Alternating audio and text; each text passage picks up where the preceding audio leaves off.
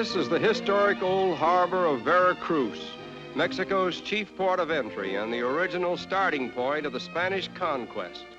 For it was in this locale over 4 centuries ago that Cortez, with his valiant band of Spanish conquistadores, met the representatives of Montezuma and later followed them 300 miles inland to the Aztec capital, which is now known as the City of Mexico. Commanding a conspicuous place at the entrance to the harbor is an old Spanish fort known as the Castillo de San Juan, the last Spanish stronghold on Mexican soil at the close of the War for Independence.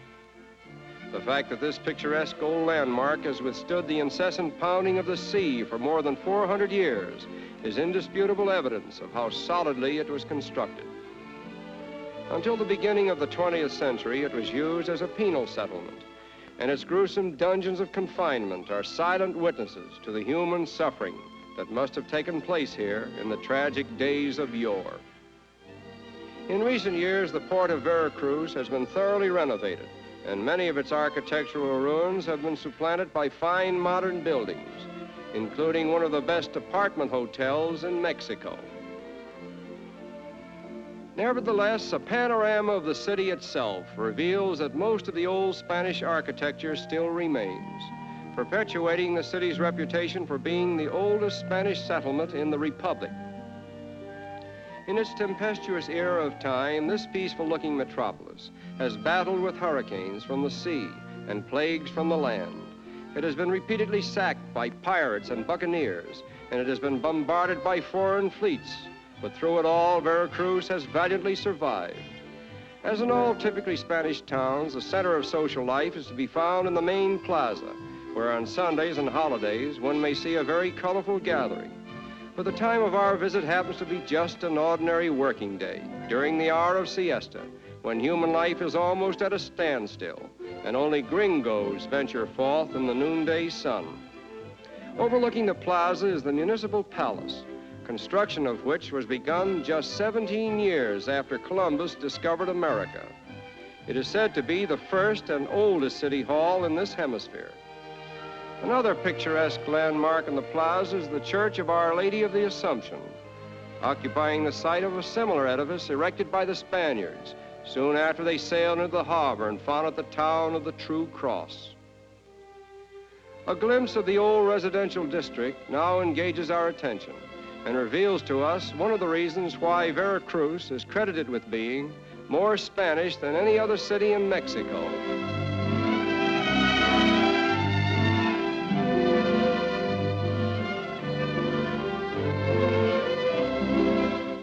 Regardless of what they may have done to the contrary, it must be admitted that the old Spanish conquistadores brought to the New World imperishable contributions from their mother country, such as architecture, music, and the spirit of romance. And speaking of romance, this colorful balcony of Spanish tile affords an ideal setting. Although Veracruz has clung tenaciously to its romantic and thrilling past, it has not neglected its present or future, and ample proof of this is seen in the new residential section, where spaciously paved thoroughfares lead to elaborately constructed homes, traditionally Spanish, yet modern in architectural design. The sight of an attractive home, regardless of where it is, arouses in us a natural longing for home sweet home. But thanks to that substituting institution, known as a hotel, we find momentary respite and consolation among a people who know how to entertain visitors.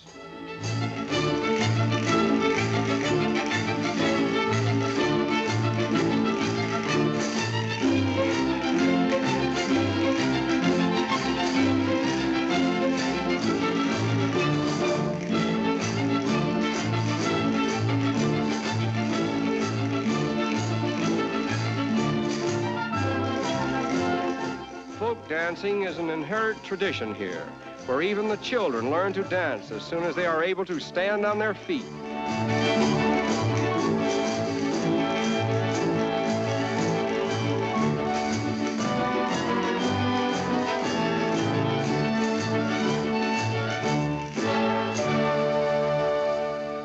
And now let us us observe this happy and carefree bevy of Veracruz maidens who find pleasure in the more simple diversions of life and take great pride in the preservation of the legends and traditions which they inherited from their ancestors. A typically Mexican dancing stunt, which has not lost its popularity in Veracruz, is known as the bow dance, in which the dancers attempt to tie a bow with their feet while dancing.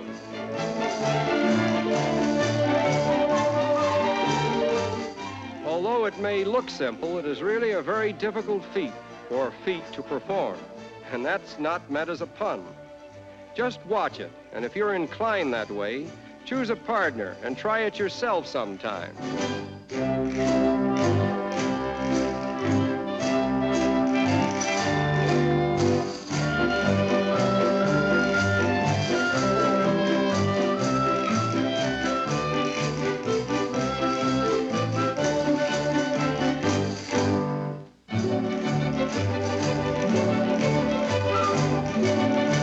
Bravo!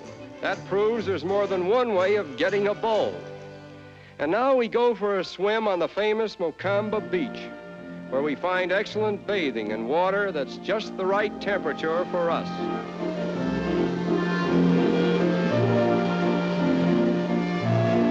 Perhaps the most popular diversion as well as occupation in Veracruz is fishing. As a commercial enterprise, it is one of the leading industries of Mexico. In fact, a large amount of the fish that is consumed in the Republic comes from Veracruz. Net fishing is usually performed along the beaches, which are drawn with huge nets that often encompass a half-acre of sea in one draw. This style of fishing is usually performed at late twilight or early dawn. The nets are all hand-woven by the fishermen themselves, and some idea of the size of these nets is illustrated here, where we see hundreds of yards of netting spread out to dry.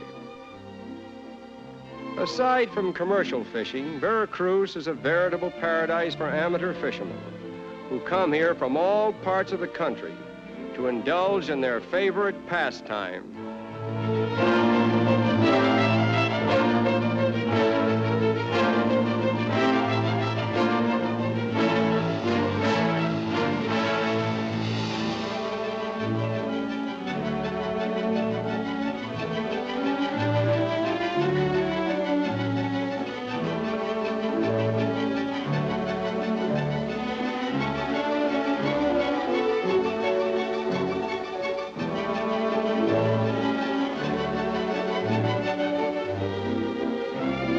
And now we are about to witness a most humiliating scene, for this overconfident fisherman has promised his lady companion that he is about to catch the largest fish that ever came out of an ocean on a fisherman's line.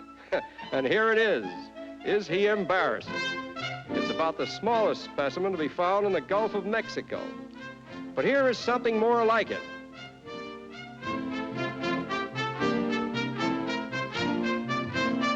And they get bigger and bigger. And so the fishing goes in the historic waters around Veracruz, waters that abound in fish as well as relics of history. For down deep on the ocean floor, over which fishermen silently cast their lines, there may be found a scattered assortment of iron and stone cannonballs, bayonets, and numerous other relics of a stormy past that gringos like to hear about when they visit Veracruz.